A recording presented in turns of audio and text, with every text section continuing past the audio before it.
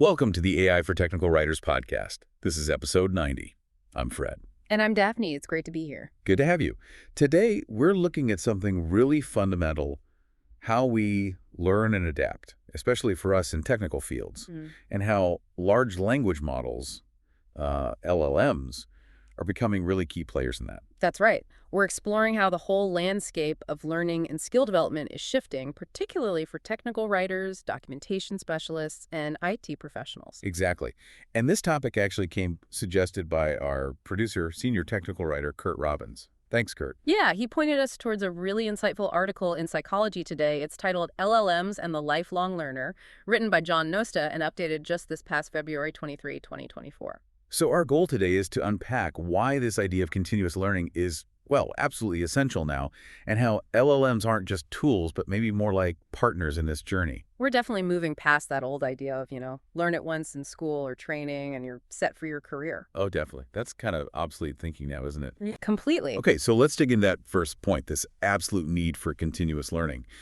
The article really hammers home that the pace of change today is just unprecedented. It really is. You've got incredibly rapid tech innovations, economic shifts that feel like they happen overnight, whole new industries popping up. Yeah, and that demands a different kind of workforce, doesn't it? People who are agile, versatile, always ready to pick up something new. The old model of having a fixed set of knowledge just doesn't work. And what's interesting, Fred, is that it's not just about job skills, although that's obviously critical for technical communication and IT roles. It's broader. Broader how? Well, the article talks about a fundamental shift in how society and how you as an individual approach knowledge and personal growth. It's about fostering a culture of lifelong learning. The culture. Okay. So not just something you do, but something that's encouraged. Exactly. An environment where you feel equipped and motivated to keep learning throughout your entire lifetime. Not just in formal education, but, continuously. It's a mindset.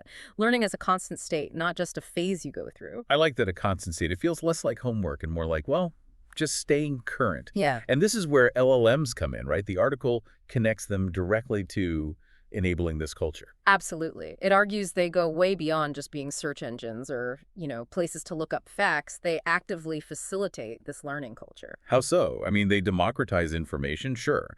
Anyone with internet can access this huge collective knowledge of humanity, as the article puts it, but there's more to it. Oh, yeah. The core idea Nosta presents is what he calls the CIE axis: curiosity, iteration, and engagement. CIE axis. Curiosity, iteration, engagement. Okay, sounds like a framework. Let's break that down.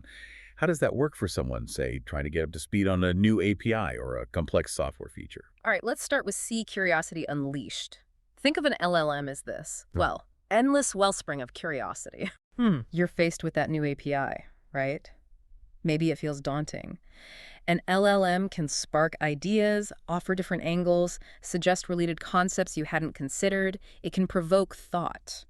So it's not just answering my specific question, but maybe prompting new questions, like a brainstorming partner. Exactly. It nudges you, keeps that curiosity going, and helps you explore the landscape around the topic, not just the narrow point you started with. It inspires exploration. Okay, I get that. What about the iteration? Iterative learning. This is huge. Real learning isn't usually linear, is it? You circle back, you refine, you connect new pieces. Yeah, you try something, maybe it doesn't quite work, you adjust. Precisely. LLMs are brilliant for this. You can ask for a basic explanation of that API, then ask for code examples, then ask how it differs from the older version you know, then ask it to explain a specific function in simpler terms. Ah, so you can keep drilling down and refining your understanding step by step. Yes.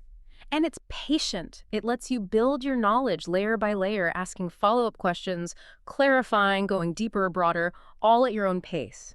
It's like having a tutor who adapts instantly to where you are in the learning process. Iterative back and forth sounds really powerful for technical topics. Okay, and the E, engagement. Engagement and empowerment. Because the interaction is personalized and dynamic, it keeps you engaged. It's not passive reading. Right. It empowers you to take charge. You're actively seeking, questioning, maybe even applying. For instance, you can ask the LLM to help you draft a quick start guide for that API. Oh, interesting. Then you ask it for feedback on the clarity of your instructions. Or maybe ask it to suggest alternative phrasing for a tricky concept. You're learning by doing with immediate tailored feedback. That active involvement really cements the knowledge. That makes sense. So for you listening, If you're grappling with new tech specs or needing to document a complex process, think about using an LLM not just to find answers, but to have a dialogue.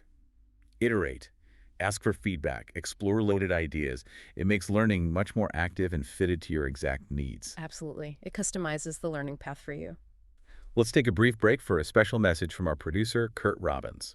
Hi, this is Kurt Robbins. First, thanks for listening. I truly appreciate your support.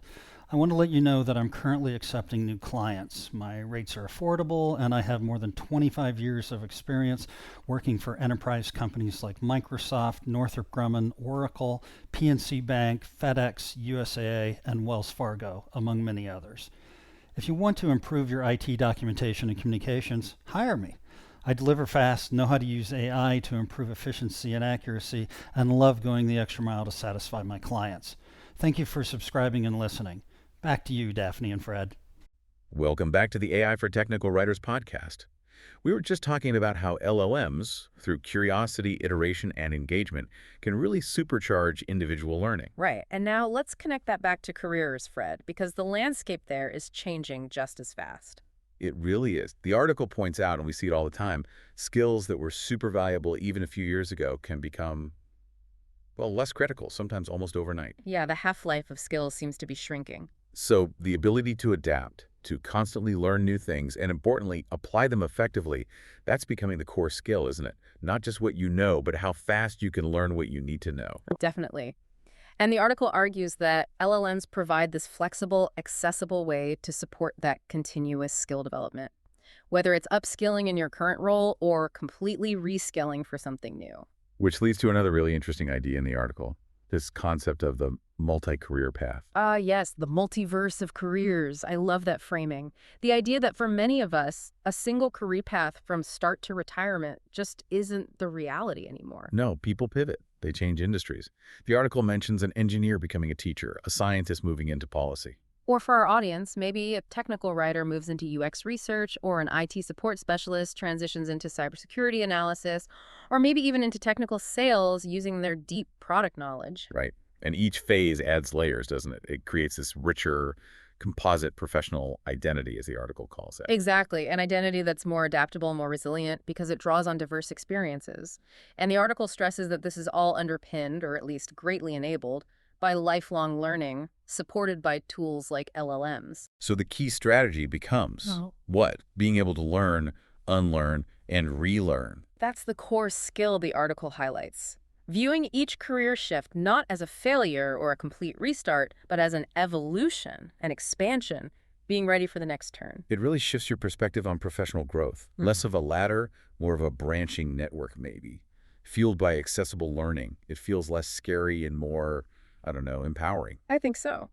But it does raise a big question. How do we actually build this culture of continuous learning? It can't just be on the individual, can it? Good point. The article touches on this too, right? Collective effort. Yes. It argues that creating this culture needs buy-in from everyone, educational institutions, employers, policymakers, and us, the learners. It's about weaving this idea into the fabric of how we operate. So integrating LLMs into formal education, into workplace training, making them part of the ecosystem. Precisely. Imagine corporate training where LLMs provide personalized learning paths based on your role and skill gaps, or university courses using them for interactive tutorials and exploration. That could make learning way more accessible, more engaging, and definitely more tailored to what people actually need now. That's the goal. Building an infrastructure, really, that actively supports and encourages this ongoing journey of skill and knowledge development for everyone. It paints a picture where LLMs are really foundational.